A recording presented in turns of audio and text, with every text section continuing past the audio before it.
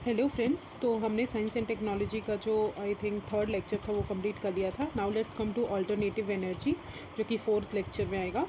तो इसमें सबसे पहला टॉपिक है नेशनल हाइड्रोजन एनर्जी मिशन। तो आपको पता होगा हाइड्रोजन के कितने यूज़फुल होते हैं, कितना यूज़फुल हो रहा है एज क्लाइमेट चेंज जिस तरह बढ़ रहा है, इसके कारण ग्रीन हाउस एमिशंस बढ़ रहे हैं। तो हम अगर हाइड्रोजन अच्छे मतलब जो ग्रीन हाइड्रोजन है, आई थिंक जो भी रिन्यूएबल एनर्जी वाले हाइड्रोजन हैं उनको यूज़ करेंगे। अगर हम उनसे हाइड्रोजन को जनरेट कर रहे हैं तो वो हमारे जो है CO2 एमिट नहीं करेंगे। तो इसलिए ये नेशनल हाइड्रोजन एनर्जी मिशन लाया गया। रिसेंटली ये मिशन अनाउंस किया है यूनियन बजट 2020-21 में। अबाउट द मिशन में क्या बोला गया है कि हमको जनरेट करना है हाइड्रोजन किससे, ग्रीन पावर रिसोर्सेज से। जो भी ग्रीन हाइड्रोजन होते हैं उससे हमको जनरेट करना है hydrogen.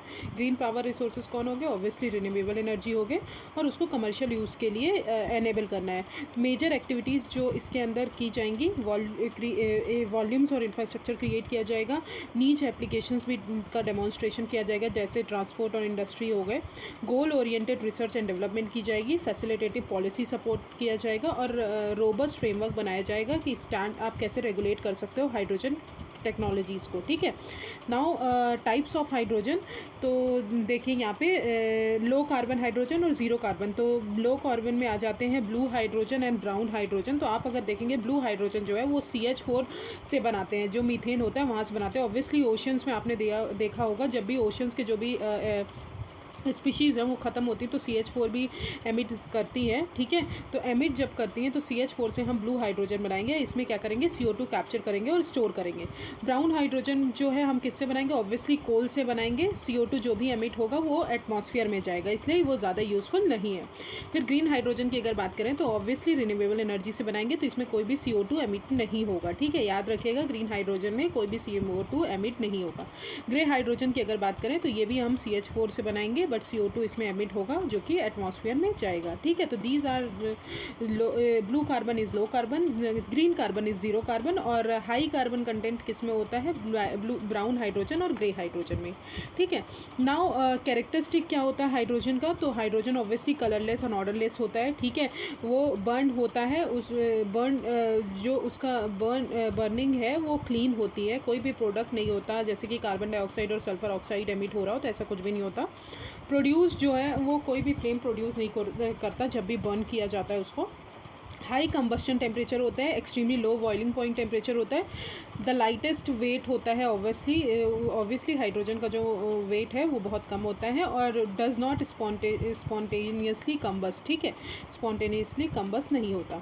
Now come to benefit of green using green hydrogen energy. Benefit क्या होंगे? Obviously clean source of energy है। ठीक है, potential to transform transport sector. Hydrogen जो है वो बोथ फ्यूल सेल में भी आप यूज़ कर सकते हो और इंटरनल कंबस्टन इंजन्स में भी यूज़ कर सकते हो, जो कि डायरेक्ट रिप्लेस किसको करेगा? फॉसिल फ्यूल्स को।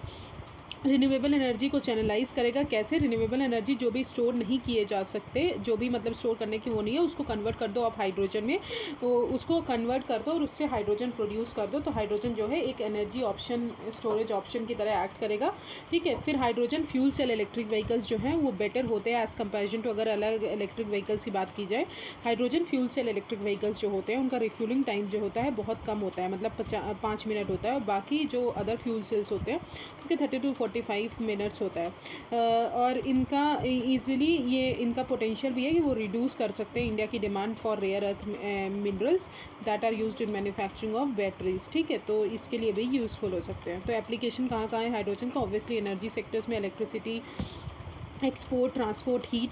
फीड स्टॉक में अगर बात करें तो ammonia, chemicals, petrochemicals, glass manufacturing, metal processing, synthetic fuels and foods, तो इन सब में है। ठीक है, now come to hydrogen round table. ये हाइड्रोजन राउंड टेबल जो है, hydrogen economy the Indian dialogue 2021, ये किसने ऑर्गेनाइज किया है? The energy forum, independent think tank है, और FIPPI, federation of Indian petrol industry, एक अपेक्स सोसाइटी है, एंटिटीज़ जो हाइड्रोकार्बन सेक्टर को रेगुलेट करते हैं। ठीक है, अंडर मिनिस्ट्री ऑफ पेट्रोलियम और नेचुरल गैस के अंदर आती है। इसका ऑब्जेक्टिव क्या है कि वो हाइड्रोजन का इकोसिस्टम का प्रोग्रेस जो है अक्रॉस द कॉन्टिनेंट उसको अंडरस्टैंड करे और उसमें कंट्रीब्यूट करे। ठीक है, जो भी गवर्नमेंट है हमारी वो। फिर India H2 alliance, hydrogen alliance जो है ये एक अलाइंस है एनर्जी की और इंडस्ट्रियल फर्म्स की, जो किसने बनाई है, chart institute and Reliance industries ने मिलकर बनाई है। इसका एम क्या है कि गवर्नमेंट के बहुत सारे प्रोग्राम्स जो चल रहे हैं उनको एड करेगी, उनको ग्रांट प्रोवाइड करेगी। For example development of hydrogen policy road map 2030, creation of national hydrogen task force and mission in PPP format, creating a national hydrogen fund and developing a hydrogen linked capacities covering hydrogen production, storage, distribution. और this include works on hydrogen economy, supply chain in India with focus on blue and green hydrogen production storage. ठीक है, private sectors और government और public को सबको include करेगी। ठीक है, तो this is a collaborative effort of all the tripartite, वो है मतलब सारे चीज़ों को, सारे लोगों को इंक्लूड करेगी। फिर रिसेंटली IITD ने सक्सेसफुली वाटर को स्प्लिट किया है बाय द प्रोसेस। कौन सा प्रोसेस यूज़ करके? Sulphur iodine thermochemical hydrogen cycle use करके वो क्या करेंगे, low cost clean hydrogen fuel को जनरेट करेंगे इंडस्ट्रियल कंबस्शन के लिए, कंजम्पशन के लिए। ठीक है, साइकिल जो है वो केमिकल रिएक्शन होती है जिसमें नेट रिएक्टेंट क्या होता है, वाटर होता है, और नेट प्रोडक्ट हमारा हाइड्रोजन और ऑक्सीजन होता है। ये जनरली फेवरेबल है commercial production of hydrogen on large scale के लिए। ठीक है, तो आई होप आपको क्लियर हो जाएगी, क्लियर हो गई होगी hydrogen policy. Now let's come to aluminium air batteries. तो recently Indian Oil Corporation Limited joint venture के साथ, इजराइल के साथ जॉइंट वेंचर किया उन्होंने, और उन्होंने डेवलप किया aluminium air technology based batteries system. ठीक है, फॉर इलेक्ट्रिक व्हीकल्स। ठीक है, इलेक्ट्रिक व्हीकल्स और stationary storage as well as hydrogen storage solution. तो वर्किंग कैसे करेगा ये, what is aluminium air battery? तो फॉर एग्जाम्पल आप यहाँ पे देख सकते हैं, एक एनोड होता है, एक कैथोड होता है, एक इलेक्ट्रोलाइट होता है। ठीक है, यहाँ पे जो एनोड पार्ट है उसमें हम एल्यूमिनियम एलॉय रखेंगे, और इलेक्ट्रोलाइट में हम जो ये जो ज़्यादा येलो डार्क पोर्शन दिख रहा है वहाँ पे हम वाटर रखेंगे, और जो हमारा एनोड है वहाँ पे हम क्या रखेंगे, जो भी हमारा एयर होगी, जो भी एटमॉस्फेरिक एयर होगी उसको रखेंगे। कैसे वर्क करेगी? एयर जो है हम एटमॉस्फेयर से लेंगे और उस जो एयर कैथोड में है उससे मिक्स करवाएंगे, और जो कि कैटलिस्ट को कंटेन करता है। ऑक्सीजन उससे सेपरेट करवाएंगे from the air and react, जो ऑक्सीजन सेपरेट हो जाएगा तो वो वाटर के साथ रिएक्ट करेगा और हाइड्रो ऑक्साइड बनाएंगे, हाइड्रो ऑक्साइड आयंस को जनरेट करेगा। एट द एनोड अगर बात करें, जहाँ पे एल्यूमिनियम वो है which is made by pure virgin aluminium plate, तो आइकॉनिक ऑक्सीजन जो है, आयोनिक ऑक्सीजन जो है, ओ प्लस जो बचा है वो एल्यूमिनियम पॉजिटिव आयोन्स के साथ रिएक्ट करेगा और AlOH3 बनाएगा। ठीक है, in this chemical reaction electrons जो रिलीज होंगे वो कुछ नहीं, वही एनर्जी को प्रोड्यूस करेंगे। तो this is called aluminium air cell. तो आप यहाँ पे डायग्राम में देख सकते हैं। फिर आते हैं, apart from aluminium air, other metal air batteries जो है वो एक्सटेंसिवली यूज़ की जाती हैं फॉर ये इलेक्ट्रिक व्हीकल्स के लिए। For example sodium air, potassium air, zinc air, magnesium air etcetera. तो these are the other batteries. Now come to benefit of air lithium battery, aluminium lithium batteries over lithium ion batteries. Okay, तो जो हमारे aluminium air batteries होते हैं वो significantly cheaper होते हैं, lighter होते हैं और मोर एनर्जी होती है, डेंस होती है as comparison to lithium ion batteries. ठीक है, ये जो है ग्रेटर रेंज 400 किलोमीटर तक बैटरी ऑफर करते हैं एज़ कंपैरिजन टू लिथियम जो है वो सिर्फ 150 to 200 किलोमीटर्स तक करते हैं। अनलाइक अदर बैटरीज जो है ये जो रिसाइकल भी किए जा सकते हैं और ट्रेड किए जा सकते हैं directly in industrial uses. One of the key जो इनका डाउन साइड है, जो इनका नेगेटिव पॉइंट है कि ये रिचार्जेबल बैटरीज नहीं होती। ठीक है, लिथियम आयन जो होती हैं वो रिचार्जेबल बैटरीज होती हैं, बट ये रिचार्जेबल नहीं होती। तो this is the disadvantage of aluminium air batteries. ठीक है, तो आई होप आपको समझ में आ गया होगा। Now come to miscellaneous. Miscellaneous में सबसे इंपॉर्टेंट टॉपिक है large hadron collider beauty experiment. Very important topic, ये हर बार रहता है। तो रिसर्चर्स ने University of Zurich, European Organization for Nuclear Research जो है, उन्होंने फाउंड किया कि रिजल्ट देखा large hadron corridor beauty experiment का। तो large hadron corridor beauty experiment जो है वो one of the 4 large experiment है एट लार्ज हेड्रॉन कॉरिडोर का, जो कि कहाँ पे है, सर्न जेनेवा में है। ठीक है, सर्न जेनेवा में है। ये डिज़ाइन किया गया है, ये जो हमारा large hadron corridor beauty experiment जो है वो किस लिए डिज़ाइन किया है कि डिके पार्टिकल्स का डिके, जो ब्यूटी कॉक्स होते हैं उनके उनका डिके मेजर करने के लिए, उनका डिके स्टडी करने के लिए। क्वार्क्स जो होते हैं with the highest mass forming bound state. तो अब ब्यूटी क्वार्क्स होते क्या हैं? ब्यूटी क्वार्क्स जो होते हैं वो प्रोड्यूस कब होते हैं? जब कोलिजन होता है हाई एनर्जी प्रोटॉन्स का। याद रखिए, जब भी कोलिजन होता है हाई एनर्जी प्रोटॉन्स का तो ब्यूटी क्वार्क्स प्रोड्यूस होते हैं in the large hadron corridor the particle accelerator. ठीक है, क्वार्क्स क्या होते हैं? अब क्वार्क्स जो होते हैं एलिमेंट्री सब एटॉमिक पार्टिकल्स होते हैं जो कि इंटरैक्ट करते हैं by strong force and believe to मतलब इंटरैक्ट करते हैं जब स्ट्रॉन्ग फोर्स एक्ट करता है। और ये फंडामेंटल कॉन्स्टिट्यूएंट मैटर के होते हैं। 6 टाइप्स के क्वार्क्स होते हैं जो कि डिफ़र होते हैं मास में, मतलब उनका मास और कैरेक्टरिस्टिक चेंज होता है। जैसे कि अप एंड डाउन एक क्वार्क हो गया, चार्म एंड स्ट्रेंज हो गया, और टॉप एंड बॉटम हो गया। तो ब्यूटी क्वार्क्स जो है वो मच हैवियर है than the up and down quarks. And particle containing B quarks, beauty quarks जो है वो अनयूजुअली लॉन्ग लिव्ड होते हैं, मतलब ज़्यादा दिन तक रहते हैं। एज़ पर अगर standard model of decay process की बात की जाए तो कन्वर्जन जो है ब्यूटी क्वार्क का इन strange quark with the production of electron और एंटी इलेक्ट्रॉन। कैसे कन्वर्ज कर सकते हो आप? इलेक्ट्रॉन और एंटी इलेक्ट्रॉन प्रोड्यूस करके मुऑन और एंटी मुऑन। इलेक्ट्रॉन्स जो है सब एटॉमिक पार्टिकल है, आपको पता होना चाहिए। न्यूक्लियस जो न्यूक्लियस को ऑर्बिट करते हैं, ठीक है, जनरली नेगेटिव चार्ज होते हैं इलेक्ट्रॉन, और एंटी इलेक्ट्रॉन्स जो होते हैं हमारे वो पॉजिटिवली चार्ज होते हैं, जिनको पॉजिट्रॉन्स भी बोलते हैं। ठीक है, मुऑन जो होता है वो एलिमेंट्री सब एटॉमिक पार्टिकल होता है, सिमिलर टू इलेक्ट्रॉन होता है, बट 207 टाइम्स जो है हायर होता है, हैवियर होता है इलेक्ट्रॉन से। ठीक है, और इसके 2 फॉर्म्स होते हैं। मुऑन जो होता है वो नेगेटिवली चार्ज होता है, और एंटी मुऑन्स जो होते हैं वो पॉजिटिवली चार्ज होते हैं। ठीक है, but the result of large hadron corridor beauty जो एक्सपेरिमेंट है वो एनॉमली शो किया कि जो डिकेइंग प्रोसेस है स्टैंडर्ड मॉडल के according with new fundamental force in addition of 4 fundamental ones. ठीक है, तो 4 फंडामेंटल फोर्सेस जो हैं स्टैंडर्ड मॉडल में लगते हैं। फॉर एग्जांपल, पहला है ग्रेविटी, दूसरा इलेक्ट्रोमैग्नेटिज्म, दूसरा है weak nuclear interaction responsible for radioactivity, और दूसरा है स्ट्रॉन्ग न्यूक्लियर फोर्स। ठीक है, तो these are the 4 force acting on the standard model of in any atom. ये एनॉमलीज हमको हिंट प्रोवाइड करती है कि हमारा जो हाइपोथेटिकल पार्टिकल है जिसको हम लेप्टोकॉक बोलते हैं, वो उसका एग्जिस्टेंस कैसे हो रहा है। ठीक है, तो वो एनॉमलीज हमको इसमें हेल्प करती है। Now come to large hadron corridor. ये क्या है? वर्ल्ड का largest and most powerful particle accelerator है जो कि सर्न जेनेवा में रखा गया है। लार्ज हेड्रॉन कॉरिडोर जो है वो 27 किलोमीटर्स की रिंग है जो कि सुपर कंडक्टिंग मैग्नेट्स है विद बहुत सारे नंबर ऑफ एक्सीलरेटिंग स्ट्रक्चर्स जो एनर्जी को बूस्ट करेंगे। ठीक है, बीम जो है इसके LHC के अंदर जो बीम्स है वो बनाई गई है इसलिए कि वो कोलाइड कर सके हर लोकेशन से अराउंड द एक्सेलरेटिंग रिंग। जो 4 पार्टिकल डिटेक्टर्स हैं, Atlas, CMS, LIS and LHCb। Project जो है ऑफिशियली अप्रूव हुआ था 1997 में, और कंस्ट्रक्शन बिगन हुआ था 16.5 माइल लॉन्ग। ठीक है, 27 kilometres ring that pass beneath the French Swiss border capable of accelerating particle up to 99.99% of speed of light and smashing them together. ठीक है, तो this is called large hadron corridor. Now come to CERN। CERN क्या है? European Organization for Nuclear Research. ये one of the world largest centres है scientific research की। ठीक है, वो बेसिक कॉन्स्टिट्यूएंट ऑफ मैटर्स जो होते हैं, फंडामेंटल पार्टिकल्स जो होते हैं, उनको स्टडी करती है। सब एटॉमिक जो पार्टिकल्स होते हैं वो कोलाइड करते हैं एक दूसरे के साथ at close to speed of light, and their interaction जो है वो फंडामेंटल लॉज ऑफ नेचर में हमको बताया जाता है। इंस्ट्रूमेंट जो है यूज्ड किया जाता है एट CERN, एक्सेलरेटर यूज़ किया जाता है और डिटेक्टर्स यूज़ किए जाते हैं। एक्सेलरेटर बीम को बूस्ट करने के लिए और डिटेक्टर्स जो हैं ऑब्जर्वर रिकॉर्ड करने के लिए। ये जनरली फाउंड हुआ था 1954 में फ्रांस स्विस बॉर्डर जो थे उन नियर जेनेवा। करंटली CERN में 27 मेंबर स्टेट्स हैं और इंडिया जो है उसका एसोसिएट मेंबर है। याद रखिएगा, इंडिया जो है मेंबर नहीं है, इंडिया जो है एसोसिएट मेंबर है उसका।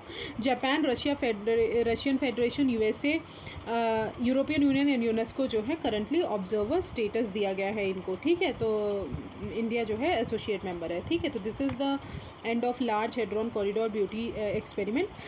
रिसर्च अभी कुछ और भी बचा है। इन 2012 रिसर्चर्स ने LHC अनाउंस किया था कि हिग्स बोसॉन जो पार्टिकल्स हैं उनकी डिस्कवरी की थी। जिसका नेम पड़ा पीटर्स हिग्स पे। हिग्स बोसॉन जो है वो एलिमेंट्री पार्टिकल हैं जिनका मास जो है फंडामेंटल फील्ड में ज़्यादा हो जाता है थ्रू देयर इंटरेक्शन, ठीक है, तो इसलिए Higgs boson. Now come to other important news. Other important news में सबसे पहला है विज्ञान ज्योति प्रोग्राम। तो आप जाके PT 365 पिछली बार ही पढ़िए, क्योंकि पूरी जो कुछ कुछ चीज़ें हैं मतलब साइंस एंड टेक्नोलॉजी में अधिकतर चीज़ें जो हैं वो मैंने उसमें बहुत अच्छे से समझाई है, तो आप जाकर उसको एक बार ज़रूर देख लीजिएगा, क्योंकि उसमें से आप अगर देखेंगे तो आपकी क्लैरिटी ज़्यादा बनेगी किसी भी टॉपिक पे, ठीक है। तो विज्ञान ज्योति प्रोग्राम भी मैंने उसमें पढ़ाया है। प्रोग्राम जो है 100 डिस्ट्रिक्ट्स में स्प्रेड कर दिया गया है सेकेंड फेज़ में। विज्ञान ज्योति प्रोग्राम जो है सबसे पहली बार Department of Science and Technology का है, ठीक है, इन कोलैबोरेशन विद IBM ने लॉन्च किया 2019 में। ये क्या है, स्टेम साइंस टेक्नोलॉजी इंजीनियरिंग और मैथमेटिक्स को प्रमोट करना है हमारी गर्ल्स एजुकेशन के, गर्ल्स जो हैं गर्ल्स स्टूडेंट हैं उनमें 9 to 12th क्लास की जो भी गर्ल्स स्टूडेंट हैं उनमें हमको ये प्रमोट करना है। प्रोग्राम जो है स्कॉलरशिप भी प्रोवाइड करेगा कि गर्ल्स जो हैं वो साइंटिफिक इंस्टीट्यूशन में जाके विजिट करें, साइंस कैंप्स में लेक्चरर्स से मिले, ठीक है। और ये कहाँ पे रन किया जा रहा है, 50 जवाहर नवोदय विद्यालय में अभी चालू है ये स्कीम, ठीक है। फिर आते हैं Kapila scheme, Kalam program for intellectual property literacy and awareness. ये जो है मिनिस्ट्री ऑफ एजुकेशन की है। इसका ऑब्जेक्टिव क्या है कि अवेयरनेस क्रिएट करना है इंटेलेक्चुअल प्रॉपर्टी राइट्स में, हायर एजुकेशन इंस्टीट्यूशंस जो हैं उनमें इंटेलेक्चुअल प्रॉपर्टी प्रोटेक्शन जो है, इन्वेंशंस को जो भी इंटेलेक्चुअल प्रॉपर्टी वो राइट्स वो होते हैं जो भी इन्वेंशन हम करते हैं उसमें हमको प्रॉपर्टी राइट्स मिल जाए कि वो सिर्फ हम ही कर सकते, हमारा ही है, वो और कोई नहीं बना सकता, ठीक है। तो इसी को बोलते हैं, तो जो भी इन्वेंशंस होंगे उनको प्रोटेक्ट करेगा। और ट्रेनिंग प्रोग्राम्स प्रोवाइड करेंगे IPS जो भी स्टूडेंट हैं और फैकल्टीज़ हैं, ठीक है। फिर आते हैं टेक्नोग्रहीस। ये एक एनरोलमेंट मॉड्यूल अभी टेक्नोग्रहीस के लिए लॉन्च किया है किसने, ministry of housing and urban affairs ने।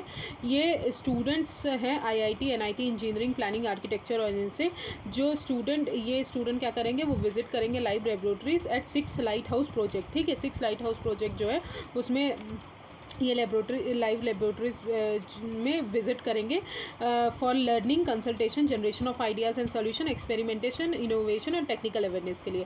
तो लाइट हाउस प्रोजेक्ट जो है वो मॉडल हाउस प्रोजेक्ट्स हैं जहाँ पे हाउसेज जो बिल्ड होते हैं विथ जो कि अल्टरनेटिव टेक्नोलॉजी को यूज़ करते हैं to a geo climate like hazard condition of the region, suitable जो हो जियो क्लाइमेटिक रीजन्स के लिए, ठीक है। तो दिस इज़ टेक्नोग्रहीस। फिर नेशनल टेक्नोलॉजी अवार्ड 2020।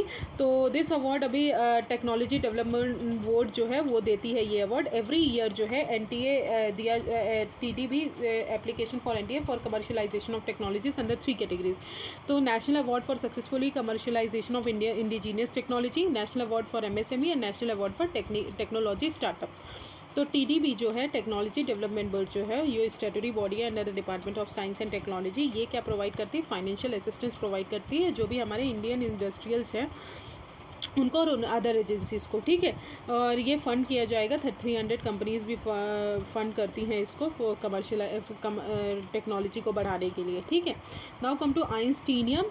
तो साइंटिस्ट ने अभी रिपोर्ट किया है कि कुछ प्रॉपर्टी जो है element 99 in periodic table called einsteinium named after Albert Einstein. ये डिस्कवर कब हुआ था, 1952 में, जहाँ पे फर्स्ट हाइड्रोजन बॉम्ब जब डेब्रिस हुआ था उसके टाइम पे। Because of difficulty in creating short half life of all it's isotopes end of its radio active nature, scientist जो हैं अभी कोई एक्सपेरिमेंट परफॉर्म नहीं कर पा रहे हैं इसके बारे में। स्टडी जो है इसके एटॉमिक अरेंजमेंट की हमको प्रूव करेगी कि हमारा न्यूक्लियर पावर प्रोडक्शन और रेडियो फार्मास्यूटिकल्स में भी यूज़फुल होगा, ठीक है, आइंस्टीनियम। फिर आते हैं cadmium, dropped silver, antimony telluride. ये क्या है, न्यू लेड फ्री मटेरियल है जो कि इफ़ेक्टिवली कन्वर्ट करता है जो भी हमारे वेस्ट हीट है उनको स्मॉल होम इक्विपमेंट और ऑटोमोबाइल्स में कन्वर्ट करता है। ये बेस्ड किस में है, थर्मो इलेक्ट्रिक एनर्जी कन्वर्जन में वेस्ट है जो कि अलाउ करता है कि आप इलेक्ट्रिक वोल्टेज को जो है वन एंड ऑफ मटेरियल्स को हीट करके दूसरे एंड में उसको कोल्ड कर सके, ठीक है। Most efficient thermo nuclear materials जो हैं साइंटिस्ट ने डेवलप किए हैं जो कि वो लेड यूज़ करते हैं as a major constituent of element, ठीक है। फिर इट वाज ये डेवलप किसने किया है? Jawaharlal Nehru centre for advance scientific research ने डेवलप किया है। फिर आते हैं जिलेटिन स्टिक्स। जिलेटिन स्टिक्स जो होते हैं वो चीप एक्सप्लोजिव मटेरियल्स होते हैं जो कि माइनिंग के लिए, कंस्ट्रक्शन के लिए यूज़ किए जाते हैं, कि आप रोड बना रहे हो, बिल्डिंग स्ट्रक्चर्स बना रहे हो, बट दे कैनॉट जनरली, ये डिटोनेटर से यूज़ नहीं होते, ये cannot be use without detonator, detonator के बिना यूज़ नहीं होंगे, ठीक है। मैन्युफैक्चर कौन करते हैं और रेगुलेट कौन करते हैं इनको? पेसो रेगुलेट करता है। पेसो जो है ministry of commerce and industries के अंदर आता है। ये नोडल एजेंसी है जो भी हमारी हजार्डियस सब्सटेंस होते हैं उनको रेगुलेट करने के लिए, ठीक है। तो this is the end of Science and technology. Tomorrow I will start with culture. If you have any problem just comment me on the comment section. Thank you so much.